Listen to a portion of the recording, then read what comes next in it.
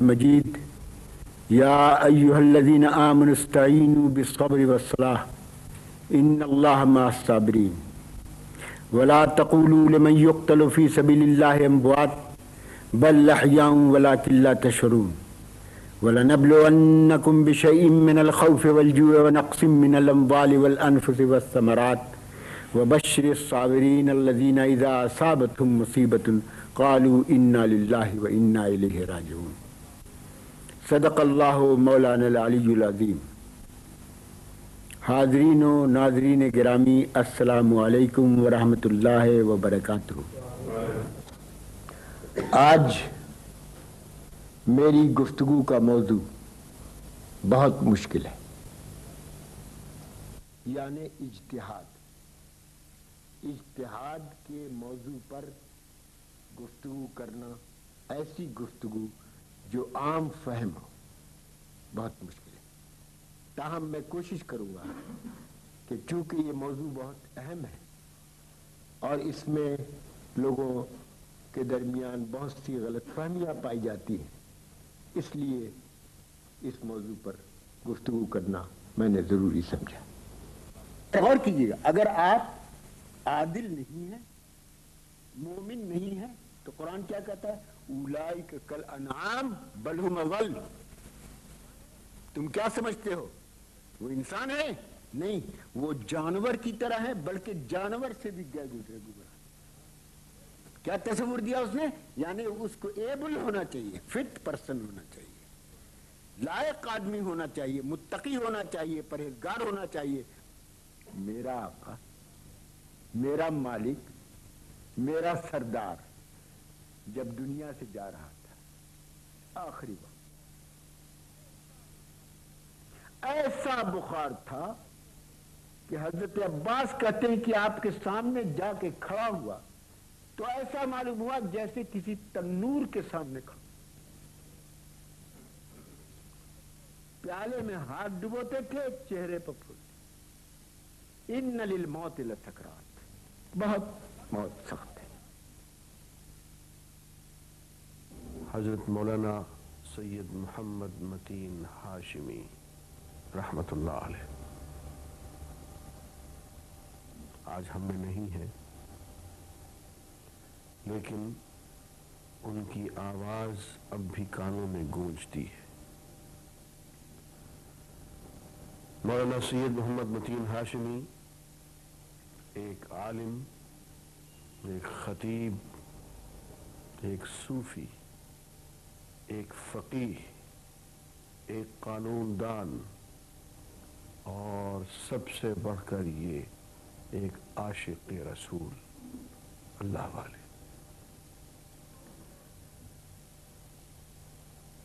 بات یہ ہے کہ اللہ والوں کا ایک ہی مسلک ہوتا ہے اور وہ حب رسول، اور یہ مسلک ایسا ہے کہ اسے کسی تنگ نائے میں بند نہیں کیا جا سکتا۔ اللہ کی محبت اور اللہ کے رسول صلی اللہ علیہ وسلم کی محبت، اصل مسلک یہ ہے۔ اور سچی بات یہ ہے کہ یہ مسلک مولانا محمد متین ہاشمی میں ہمیں نظر آیا۔ ان کو مسلک کے کسی تنگ نائے میں ہم کبھی بند نہ کر سکے۔ لوگ پوچھتے تھے مجھ سے کہ مولانا متین صاحب کا مسلک کیا ہے، مجھ سے پوچھتے تھے، فلاں ہے فلاں ہے، تو میں کہتا تھا کہ ان کا مسلک قرآن و سنت ہے، ان کا مسلک محمد الرسول اللہ کی ذات گرامی ہے، ان سے محبت ہے، ان کا اتباع ہے۔ اور اللہ والوں کی ہم نے ہمیشہ یہ شان دیکھی ہے کہ وہ دین کی بنیادوں کو سب سے آگے رکھتے ہیں اور اختلافی مسائل کو بہت پیچھے دھکیل دیتے ہیں۔ چھوٹے چھوٹے مسالک ان کو بہت پیچھے ڈال دیتے ہیں، لیکن دین کی جو اصل بنیاد ہے، قرآن، سنت، حب رسول صلی اللہ علیہ وسلم، اتباع رسول صلی اللہ علیہ وسلم، اس میں وہ اپنے آپ کو رنگ لیتے ہیں اور جھوم کے زندگی گزارتے ہیں. مشرقی یو پی سے تعلق رکھتا ہوں. جی میں نے ابتدائی دینی تعلیم اس لیے مدرسوں میں حاصل کی کہ میرے خاندان کی یہ روایت تھی جی کہ سب سے پہلے دینی تعلیم مکمل کراتے تھے. کچھ حصہ اس کا مقامی جگہ پر، کچھ حصہ بڑے بڑے دارالعلوموں میں بھیج کر مکمل کرواتے. جی اس کے بعد جدید علوم انگریزی وغیرہ پڑھواتے تھے. چنانچہ میں نے اللہ کی مہربانی سے قدیم علوم مکمل پڑھے اور پورا وقت ان کے اوپر لگایا. جی اس کے بعد جدید علوم بھی حاصل کیا اور ایم اے تک میں نے تعلیم مکمل کی. ماشاء اس کے بعد چونکہ میری دلچسپیاں سیاست کے ساتھ تھیں اللہ. جی اور کسی قدر مسلم لیگ کے ساتھ وابستگی تھی، اس زمانے میں جو علماء کی تنظیم تھی مسلم لیگ کی، اس سے وابستگی تھی. اس لیے میرے لیے حالات ایسے پیدا ہو گئے کہ میں وہاں قیام نہیں کر سکا. اور اس زمانے میں مغربی پاکستان آنے کے لیے پرمٹ کی ضرورت پڑتی تھی اور مشرقی پاکستان کے لیے بغیر کسی پرمٹ کے آدمی جا سکتا تھا. چنانچہ میں وقتی طور سے مشرقی پاکستان گیا اور میں نے وہاں پر پہلے ایک اسکول میں، پھر ایک کالج میں، جو بعد میں ڈگری کالج ہو گیا، جی ملازمت اختیار کر لی اور ٹیچر کی حیثیت سے میں پروفیسر کی حیثیت سے پڑھاتا رہا. پھر میں اسی کالج میں پرنسپل بھی ہو گیا. 1971 میں سقوط ڈھاکہ کے بعد واپس پاکستان تشریف لے آئے اور جامعہ محمدی شریف ضلع جھنگ میں بطور شیخ الجامعہ کی 3 سال تک کام کرتے رہے.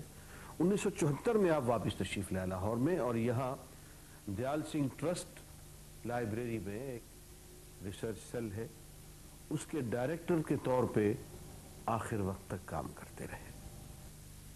مولانا سید محمد متین ہاشمی ایک عظیم خطیب تھے اور خطبہ جمعہ غالباً 8:30 برس تک جی او آر لاہور کی مسجد میں دیتے رہے اور ان کے اہم موضوعات سیرت، احسان، تصوف تھے.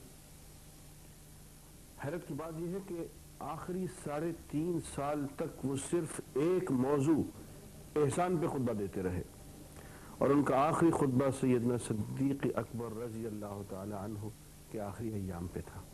مولانا سید محمد متین ہاشمی رحمۃ اللہ علیہ ٹیلی ویژن پہ بہت سے موضوعات پہ درس دے چکے. ایمانداری کی بات یہ ہے، میں اپنی ایک کمزوری بیان کرتا ہوں کہ میں ٹیلی ویژن خود نہیں دیکھا کرتا اور ٹیلی ویژن پہ تقاریر سننا بہت مشکل ہوتا ہے میرے لیے، لیکن مولانا محمد متین ہاشمی صاحب کی تقریر میں سنا کرتا تھا. مولانا سید محمد متین ہاشمی صاحب نے ریڈیو پہ بھی بہت پروگرام دیے اور ان کے پروگرام سارے تو نہیں لیکن کچھ پروگرام 2 مجلدات میں روشنی چھپ چکے ہیں اور حقیقت یہ ہے کہ اس میں روشنی ملتی ہے. مولانا سید محمد متین ہاشمی ایک عالم ہی نہیں بلکہ ایک محقق، مصنف اور مؤلف بھی تھے. آپ نے 16 کے قریب کتابیں تصنیف فرمائیں. چند کتابوں کا ذکر میں ابھی کیے دیتا ہوں. یہ کتاب فہرست مخطوطات ہے. مخطوطات ہمارا بہت بڑا علمی خزانہ ہے، تو آپ نے ان مخطوطات کی ایک فہرست تیار کی. یہ کتاب 7 جلدوں میں موجود ہے. ایسے ہی حضرت سید علی ہجویری رحمۃ اللہ علیہ ان کی سوانح پہ آپ نے یہ کتاب سید ہجویر لکھی. ماشاءاللہ خاصا عمدہ کام اور ضخیم کتاب کی شکل میں. اور حقیقت یہ ہے کہ بہت سی ایسی باتیں جو حضرت سید علی ہجویری رحمۃ اللہ علیہ کے بارے میں ہمیں معلوم نہیں تھی وہ اس کتاب کے ذریعے سے معلوم ہوئی.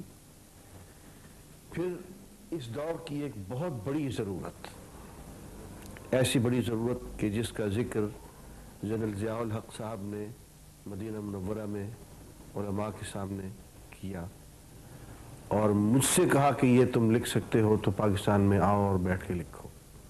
میں یہ کام نہیں کر سکا لیکن مولانا محمد متین ہاشمی صاحب نے کر دیا. اسلام کا قانون شہادت. اسی طرح سے اسلامی حدود کے بارے میں آپ کی بہت خوبصورت کتاب ہے اسلامی حدود, اور اسلامی حدود اور ان کا فلسفہ, اس سے مستقل علیحدہ ایک اور کتاب بھی آپ نے تصنیف فرمائی. شاہ ولی اللہ دہلوی کی یہ کتاب سطاعات, اس کا ترجمہ آپ نے اردو میں کیا, اور یہ مجھے شرف حاصل ہے کہ 1974-75 میں اس ترجمے میں بھی ان کے ساتھ شریک تھا. میں اس زمانے میں پی ایچ ڈی کر رہا تھا اور اس کتاب کی مجھے اشد ضرورت تھی, تو یہ ترجمہ میں نے بھی, اور ایک مولانا مقبول عالم صاحب تھے, انہوں نے بھی سید متین ہاشمی صاحب کے ساتھ مل کے اس کتاب کو تکمیل دی. سطاعات شاہ صاحب کی اہم کتابوں میں سے ہے. تو یہ سید صاحب کی اہم کتابیں تھیں. ان کے علاوہ اور بہت سی کتابیں ہیں, مثلا سیرت پہ الشفا بہت اہم کتاب ہے قاضی عیاض رحمۃ اللہ علیہ کی. اس کتاب کی شرح بہت سے علماء نے کی, لیکن اردو میں اس کا ترجمہ ایک بہت بڑا کام ہے جو کہ سید متین ہاشمی صاحب نے کیا. ایسی حدیث کی مشہور کتاب سنن ابی داؤد ہے, اس کا ترجمہ اردو میں پہلے ہو چکا تھا, لیکن وہ 150 سال پرانی اردو سمجھ میں نہیں آتی تھی, تو سید صاحب نے بہت شستہ زبان میں اور بہت صحت کے ساتھ سنن ابی داؤد کا ترجمہ مکمل کیا, اور یہ کئی جلدوں کے سامنے آ گیا. تو یہ ان کے علمی کارنامے ہیں, اور یہ وہ صدقہ جاریہ ہے جو انسان کے مرنے کے بعد بھی جاری رہتا ہے. جتنے جتنے لوگ یہ کتابیں پڑھتے چلے جائیں گے, مولانا متین ہاشمی صاحب کو اتنا اتنا اجر ملتا چلا جائے گا. یہ اتنا بڑا اکاؤنٹ ہے جو بینک میں کھل گیا ہے, اور تا قیامت اس کی طرف سے نفع جاری رہے گا اور ان کو پہنچتا رہے گا. والد محترم مولانا سید محمد متین ہاشمی صاحب کی پوری زندگی ہی تقریباً جہاد میں گزری. میں وہ مجھے کہتے تھے کہ دیکھو علم جو ہے وہ تو خیر بہت زیادہ ہے, لیکن انسان کو اسلوب بیان ایسا رکھنا چاہیے کہ وہ ایک عام آدمی کی سمجھ میں آ جائے. مولانا نہ صرف مصنف تھے بلکہ ایک زبردست خطیب بھی تھے, اور وہی خوبی جو ہمارے علماء میں ہوتی ہے, سادگی, عاجزی, اخلاق, ملنساری, وہ بدرجہ اعلیٰ ان میں موجود تھی. اور مولانا کے علم میں قدیم اور جدید کا حسین امتزاج تھا, اور یہاں ریسرچ سیل میں ڈائریکٹر کی حیثیت سے انہوں نے تقریباً 1 درجن سے زیادہ تصانیف میں پر کام کیا, اور انہوں نے ریسرچ سیل میں ایسے اسکالرز تیار کیے جو ان کے کام کو جاری رکھ سکتے ہیں. اب بیچارے اللہ کو پیارے ہو گئے. میں تو یہی ریکویسٹ کروں گا کہ سب دعا کریں کہ اللہ ان کو صبر جمیل عطا فرمائے. ایک نہایت خلوص والا ہمارا دوست, ہمارا بھائی ہم سے جدا. حضرت علامہ سید محمد متین ہاشمی رحمۃ اللہ علیہ بڑے قسیم, مقتدر اور مستند عالم دین تھے. تو 2 خوبیاں تو بڑی نمایاں ان کی تھی. ایک یہ کہ ان کے سامعین میں کسی سطح, جس سطح کا بھی انسان ہوتا تھا, سب مستفید ہوتے تھے. ان پڑھ جاہل بھی ان سے فائدہ پہنچتا تھا, بڑے بڑے پڑھے لکھے بھی ان سے فائدہ پہنچتا تھا. دوسری بات یہ کہ وہ کسی موضوع پر بھی کوئی خاص موضوع ان کے لیے نہیں تھا, تمام موضوع ان کے لیے عام تھے, اور ہر موضوع پر ان کی معلومات, ہر موضوع پر ان کی تحقیقات, ہر موضوع کے اوپر ان کی رہنمائی ہوتی تھی, اور یہ ہر ایک عالم میں نہیں ہوتی. میں نے ان کو مختلف جہات میں دیکھا ہے, استاد کی شکل میں بھی دیکھا ہے, اور ایک افسر کی شکل میں بھی دیکھا ہے, ایک سکالر کی شکل میں بھی دیکھا ہے. ہمارے یہاں پر ملک سے بہت سے موضوعات آتے تھے جن پر بڑی آزادی سے ڈسکشن ہوتی تھی, اور مولانا کا جو نقطہ نظر ہوتا تھا ہمیشہ بہت صائب اور بہت ہی عمدہ اور درمیانہ نقطہ نظر ہوتا تھا. ان کا زندگی میں ہمیشہ اعتدال پسندی مسلک رہا، اور جب بھی کسی مسئلے پر وہ ڈسکشن کرتے تو اپنے اس نقطہ نظر کو وہ ہمیشہ سامنے رکھتے. قرآن اور سنت نے جو اصول دیا ہے اس کو مت چھوڑنا. وآخر دعوانا ان الحمدللہ.